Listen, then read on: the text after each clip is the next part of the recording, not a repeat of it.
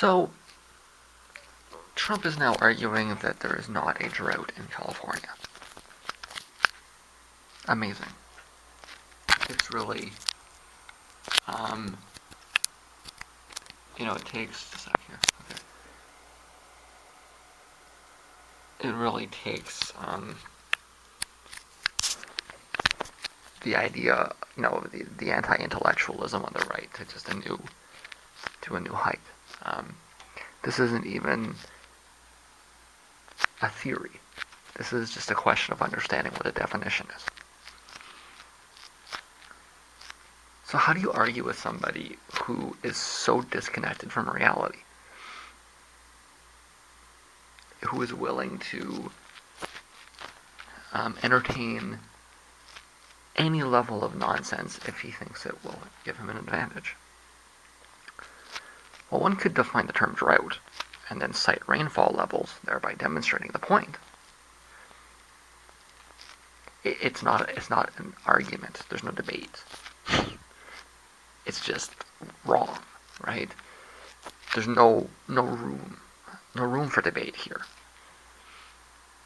But you're missing the point, which is that he's peddling fantasies to people that have had their hopes shattered.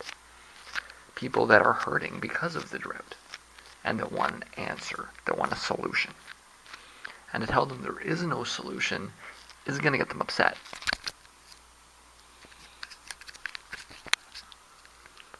So how do you argue with it? He's lying to them. He knows he's lying to them. But he's peddling them nonsense in order to give them something to hope for in the face of a reality that offers none. It's the thing that religions do. It's predatory, really.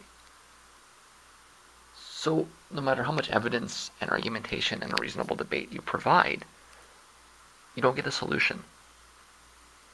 You don't get a reasonable debate. You just get people that are angry. You get people's dreams shattered.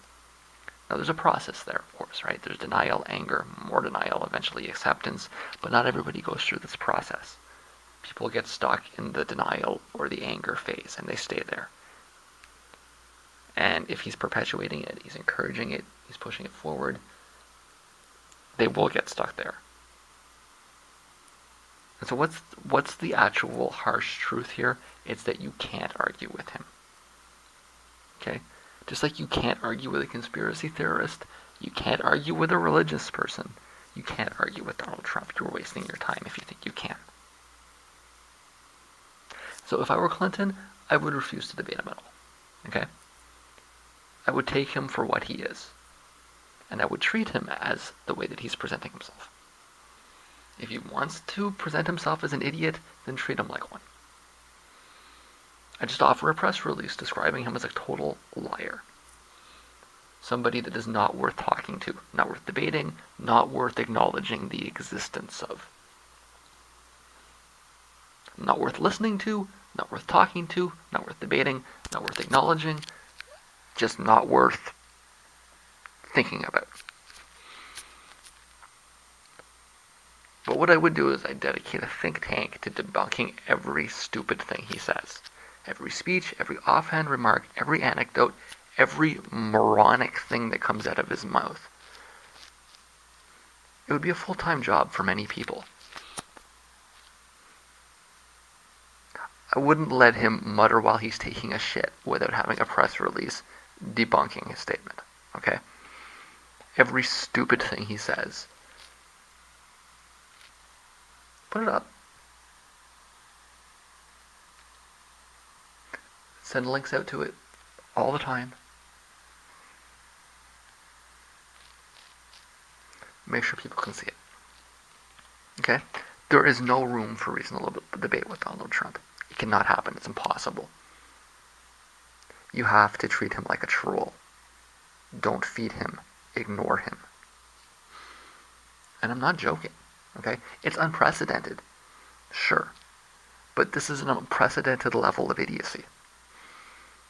You've never had a candidate that wants to go out and wear a dunce hat to this level. Okay? Bush was bad, but he's not this stupid. And this purposefully stupid, right?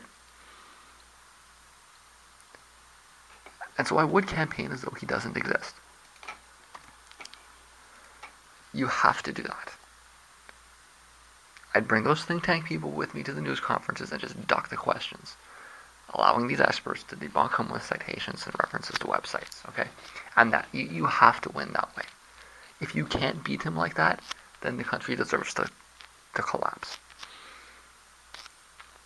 If you fight this not as an ideological issue, not as an issue of preference or anything like that, but just as an issue of correct and incorrect, on issue after issue, he's incorrect. It's not a question of, like there's no room for discussion. He's just wrong, and you have to treat him that way. You can't entertain him as a political possibility. You have to treat him like he's wrong. And you have to campaign against him as though he's wrong. And if you can't win an election that way, then the country deserves what it gets. It's too far gone. If you cannot convince Americans that Donald Trump is wrong, then the country has no future. You have to do it that way. Okay, so this can't be thought of as an election between two candidates. Once you do that, it doesn't matter who wins. The country loses the moment you take him seriously. It has to be thought of as a teachable moment. She needs to create a relationship or a dynamic where she's teaching him things. It has to be a situation where it's viewed at as this person is right and that person is wrong. Anything else, once you allow these debates to happen, then it's over already. Okay? She has to talk down to him. She has to talk to him like he's a fucking idiot. At every point, at every opportunity. When she even talks to him at all. It has to be understood as a no-brainer. Unless you avoid voting altogether, which I do still suggest. Okay? She has to treat him that way. She has to present him as a complete, utter, total fucking retard.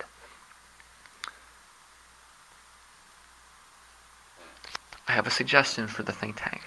The Bureau of Debunking That Fucking Idiot Trump. Okay, and it has to be like that. Okay? I know that this isn't what anybody really wants, but, he's created this situation. It's his fault, right?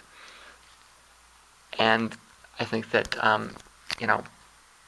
at this point, he's got to face what he's created. He has to deal with this, right? It's not going to be pretty. It shouldn't be pretty. It should be brutal, okay?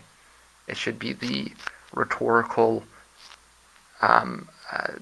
equivalent of taking Trump's head, putting it underneath a drill, and just going down, okay? The rhetorical equivalent of putting him through a meat grinder. And it has to be that, okay? No mercy, no space for discussion, no pity, just absolute, complete derision, absolute, complete dismissive. Like you can't even take him seriously enough to have a discussion with him. Okay?